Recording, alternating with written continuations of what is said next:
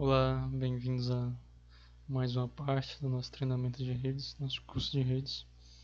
Dando continuidade, a gente vai começar a falar agora sobre controle de congestionamento TCP. Então, o TCP ele utiliza uma estratégia que a gente chama de busca por largura de banda, que a ideia é que o protocolo ele não sabe qual é a capacidade disponível da rede. Então ele tenta descobrir, ele vai aumentando gradualmente a taxa de transmissão até que ele percebe sinais ali que o fluxo está congestionado, até que ele detecta sinais de congestionamento. A gente pode explicar esse fator, esse comportamento de tentativa de ajuste de três maneiras. Primeiro, a gente pode começar com um aumento como ele aumenta a taxa de envio. Então, a cada confirmação de recebimento, que a gente está chamando aqui no curso de ACK, né? A cada ACK que ele recebe, o TCP ele entende que a rede está conseguindo transportar os dados. Então, como ele vê que a rede está conseguindo transportar os dados, então ele aumenta a quantidade de dados enviados. Isso é para ele aumentar a taxa de envio. Como ele teoricamente detecta o congestionamento. Então, quando ocorre a perda do segmento, por exemplo, a perda do pacote, ou então um atraso excessivo, o TCP ele interpreta como um sinal que a rede está sobrecarregada. Então a gente entra em outro fator que é a redução de taxa. Então o TCP ele diminui a velocidade de transmissão, depois começa novamente a aumentar gradualmente. Então ele vê a confirmação de ACK recebida e o TCP entende que ele pode transportar mais dados, então ele aumenta a quantidade. Ele detecta o congestionamento quando pacotes têm um atraso excessivo e ele vai reduzindo a taxa. Depois que ele reduz, aí vai fazendo um loop. Ele detecta a confirmação de ACK transportando, recebendo confirmação, ele vai aumentando e vira um loop isso. Então a gente tem esse gráfico, né, que ele cria esse famoso dente de serra, né, esse gráfico que a gente tem um aumento de transmissão e diminuição. Aí aumenta de novo, aí tem o congestionamento, ele vai e diminui. Depois ele aumenta, diminui. Então a gente acaba gerando esse gráfico que representa assim como funciona assim o fluxo, né, do TCP quando ele aumenta a transmissão de taxa, quando ele vai abaixando a transmissão de taxa dele.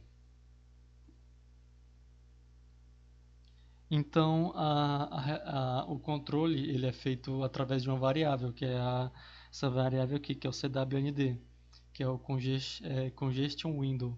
Ele representa quantos bytes podem estar em trânsito sem confirmação. A taxa aproximada fica nesse cálculo aqui. A taxa esse é a nossa variável, né? Esse é nosso controle de congestionamento, essa variável, dividido pelo RTT. Então isso dividido pelo RTT, isso vai dar a nossa taxa. Então, se o CWND ele aumenta, o TCP envia mais dados. Se o CWND diminui, o TCP reduz a transmissão. Então, o remetente ele fica limitado pelo menor valor entre o CWND, que é o controle de congestionamento da rede, e o RWND, que é o controle de fluxo do receptor, que foi falado anteriormente nas outras aulas. Então, o exemplo simples para explicar é que imagine assim uma estrada. Então o TCP ele começa enviando muitos carros. Se a gente for enviar esse cenário de estrada, onde o TCP ele vai enviando poucos carros. Então se os carros chegam normalmente, ele aumenta o número de carros nessa estrada. E quando aparece congestionamento, quando está engarrafada essa via, então ele reduz. Depois que ele reduz, ele nota que novamente ele pode enviar mais carros e depois ele vai aumentando gradualmente novamente. E vira aquele gráfico, né, que a gente viu no slide anterior. Então, o controle de congestionamento, o evento de perda de segmento. É, a perda de pacote ela é interpretada pelo TCP como um sinal de congestionamento na rede. Então, existem dois casos principais de perda de pacote, que é o timeout, quando o TCP envia um segmento e não recebe nenhuma confirmação dentro do tempo, e o TCP entende que a rede está muito congestionada, então a janela CWM CWND ele é reduzida, e depois disso o TCP reinicia o crescimento usando uma fase de partida lenta, que é o slow start. Que é tipo assim, por exemplo, vamos dizer que o CWND está em 32 milissegundos. Então ocorre o timeout. Depois o CWND volta para 1 milissegundos. Então o TCP volta a aumentar a transmissão lentamente para que aumente essa taxa e ele vira aquele ciclo explicado anteriormente. Também tem um outro caso de congestionamento que é 3 ACKs duplicados, né? Que é quando o receptor recebe segmento fora da ordem. Então ele envia ACKs repetidos. Então ele enviou o segmento 1, o segmento 2, o segmento 3, o segmento 4, o segmento 2 foi perdido. Então o receptor ele continua avisando, né? É o ACK esperando o segmento 2, ACK esperando o segmento 2. Então, quando receber 3 ACKs duplicados, o TCP ele conclui que provavelmente o segmento foi perdido. Então, nesse caso, ele não espera o timeout, mas ele faz uma retransmissão rápida e reduz o CWND pela metade ali. Então, se a gente tem ali um CWND de 32 milissegundos e a gente tem ali entre essa parte de 3 ACKs duplicados, o CWND ele reduz pela metade ali para uns 16 mais ou menos. A redução é menor porque quando existe dados chegando e indicando que a rede continua funcionando. Então, quando recebe ACKs, aumenta o CWND. Então, se os ACKs continuam chegando, o TCP entende que existe capacidade disponível e aumenta a taxa de transmissão em duas fases, que é a partida lenta, que é o slow start, e a parte de prevenção de congestionamento, que é o congestion avoidance.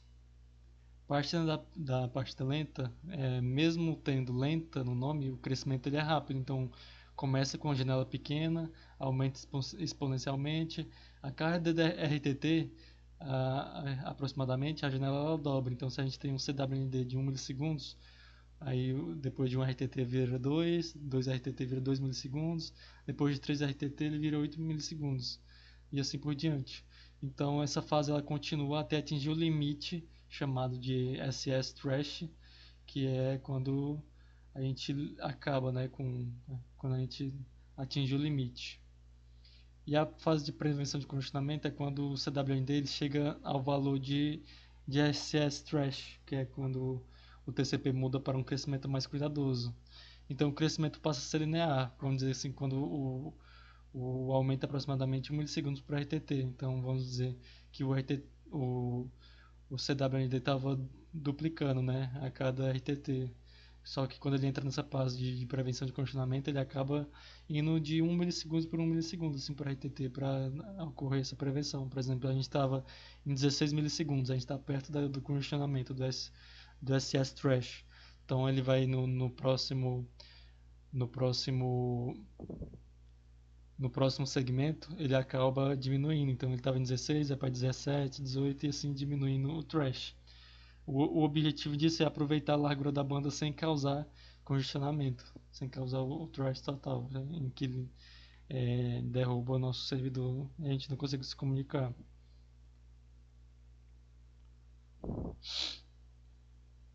O SS Thresh, que é o Slow Start Threshold,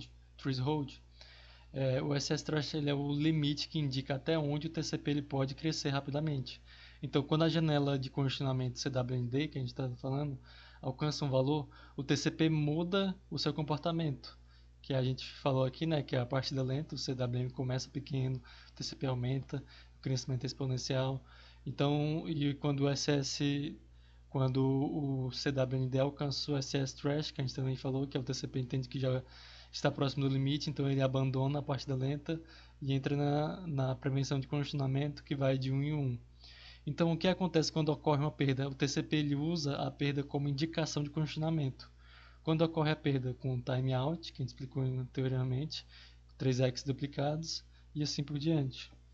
Então a gente tem de parte lenta, de prevenção de congestionamento, que define aqui o evento de perda. Lembre-se que metade. Ok.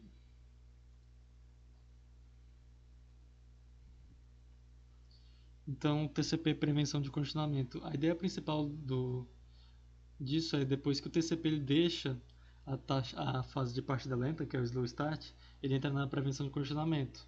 Beleza. Nesse momento, o TCP ele já possui uma estimativa da capacidade da rede e ele passa a aumentar a taxa de transmissão de forma mais cuidadosa, evitando assim provocar o congestionamento. Então, o crescimento linear da janela, né, do CWND. Na prevenção de congestionamento, a janela CWND cresce de forma linear. Então, o aumento ocorre aproximadamente 1 milissegundos por RTT, né, que é o Round Trip Time. E diferente da partida lenta, a partida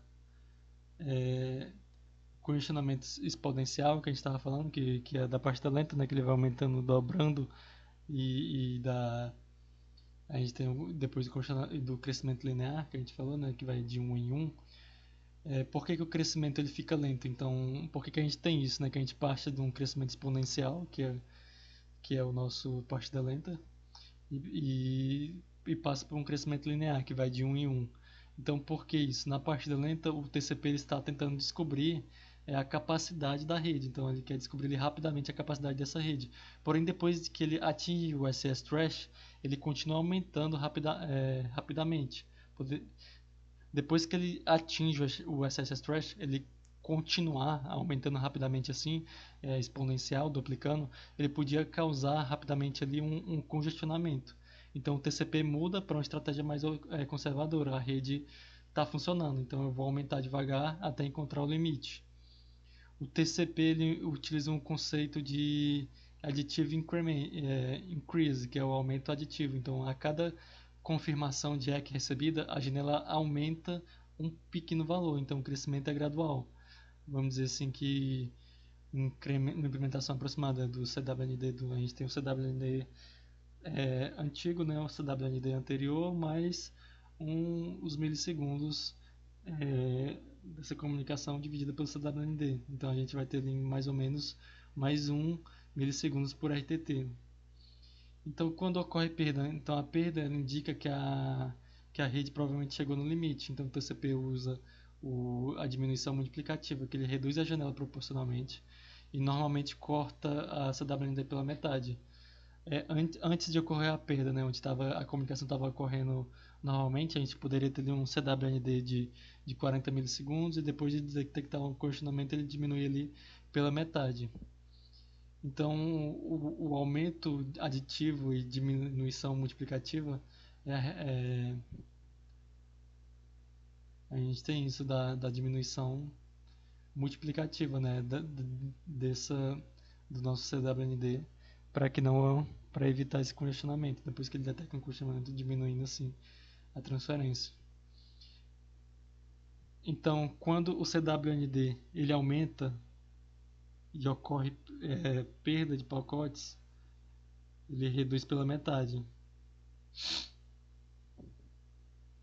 Então, esse mecanismo ele cria um comportamento de serra de dente, como no primeiro slide. Então, o TCP aumenta a utilização da rede até detectar o congestionamento. Então, depois de detectar o congestionamento, ele reduz a transmissão.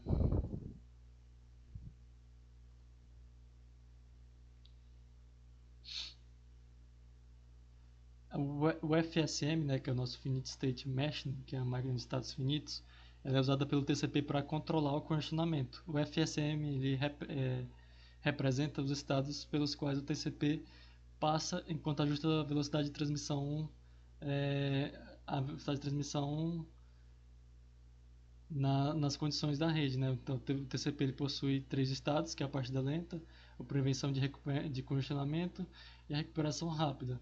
Então, na partida lenta, ele tem a parte de dobrar nosso CWND.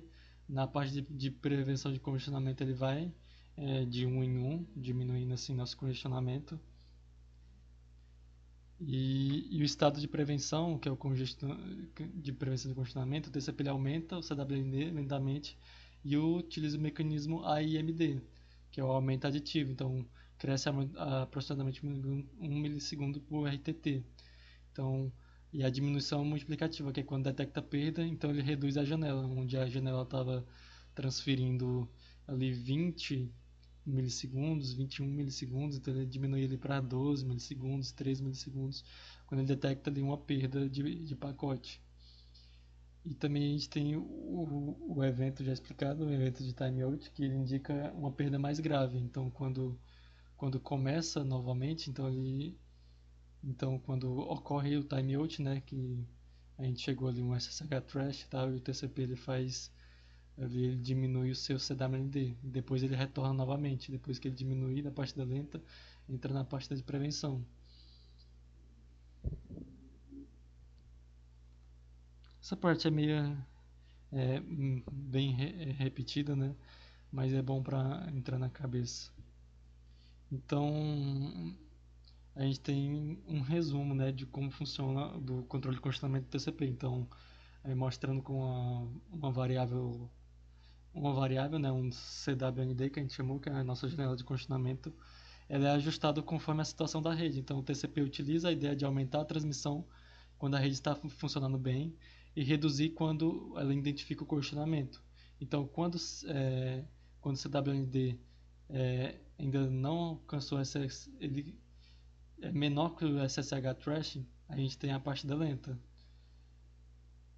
Quando o CWND ele é maior ou igual que o SSH thrash, a gente tem uma prevenção de congestionamento.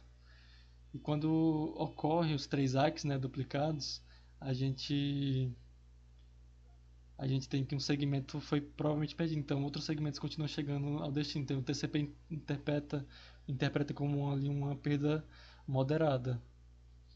Então ele entra em ação, né, diminuindo ali o SSH thrash, fazendo a divisão aí do nosso SWND por 2. E depois ele continua a transmissão na faixa de prevenção do congestionamento. Então, se a gente tem 40, a gente tem 20, tudo isso para prevenir o congestionamento. Então, e também tem o timeout, né, que quando ocorre o timeout, então ele diminui o do que estava sendo duplicado, o CMD que estava 32, por exemplo, ele passa para 64 e tal, ele diminui para de 1 em 1 para a gente não ocorrer esse congestionamento.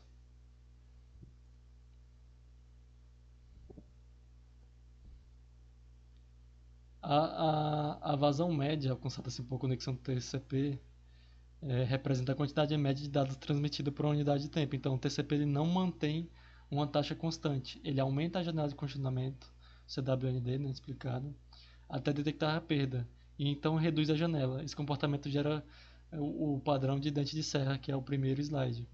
Então, a vazão TCP ela depende principalmente do tamanho da janela, do que a gente pode usar aqui o nosso W, ele depende do tamanho da janela, e o nosso RTT, que é o tempo de ida e volta de um segmento. Então a taxa de transmissão aproximada é nossa janela dividido pelo nosso RTT.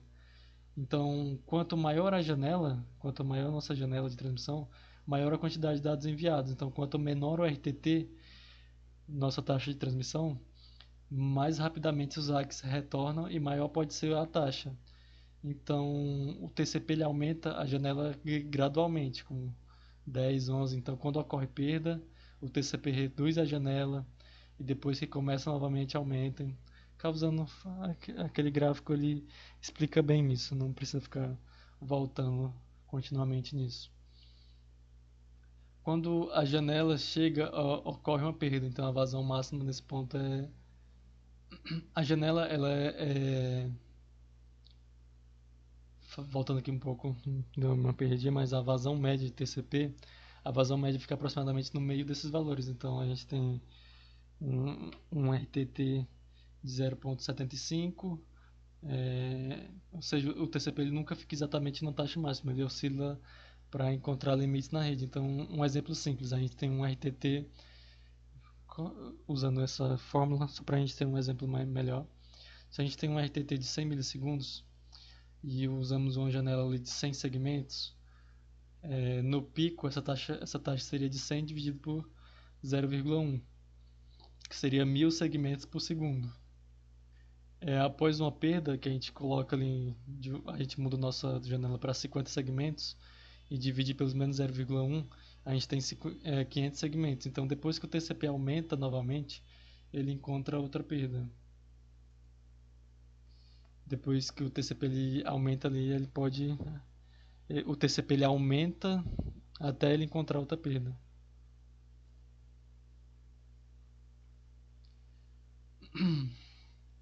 Então a justiça, por que o TCP é justo, né?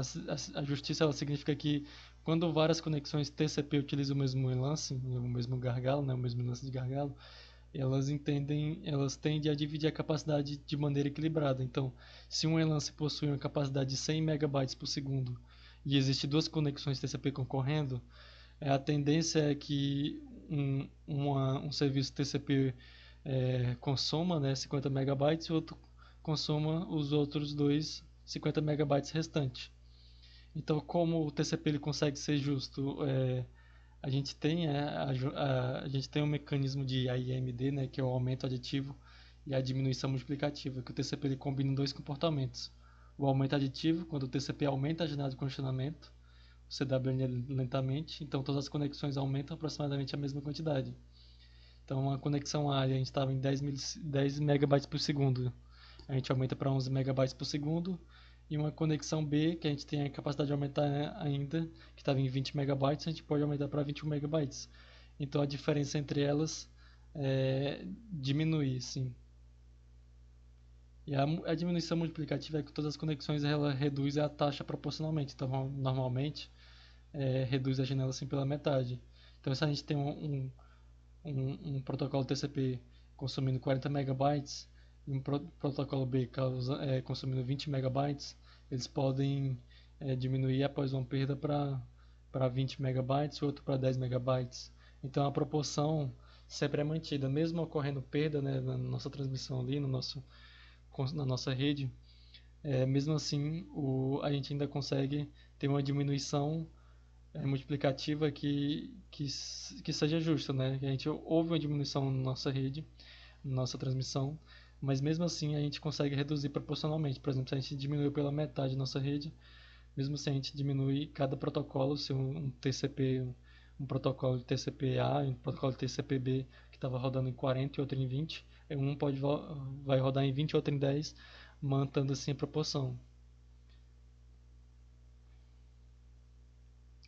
Então, por que que isso é importante? Então, uma conexão, ela poderia consumir toda a capacidade em lance. Se um protocolo TCP/A tivesse em execução, ela poderia consumir todo em lance, então as outras conexões elas ficariam sem recursos. E a rede ali, ela ia ter um risco maior de congestionamento, que enquanto a gente está com um serviço de TCP, outro estaria parado. Então o TCP ele evita isso automaticamente, aumentando e diminuindo a velocidade do nosso enlace.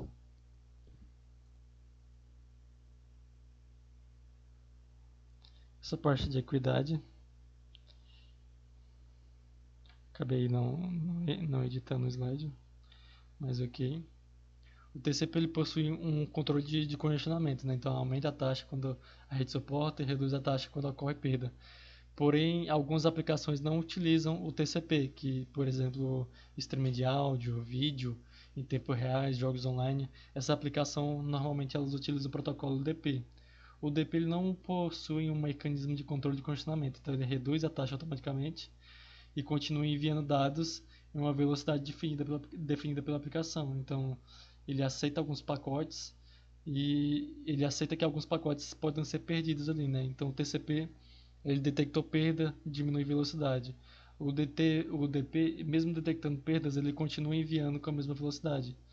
Então, o problema que poderia ser causado, imagine assim, um enlace de 100 megabytes, uma conexão TCP e uma transmissão UDP. O TCP ele reduz a taxa quando percebe congestionamento, mas o DP continua enviando. Por exemplo, o UDP ele consome mais banda, mas o TCP ele perde espaço ali. Então o DP ele pode prejudicar ali a justiça entre os fluxos na nossa rede.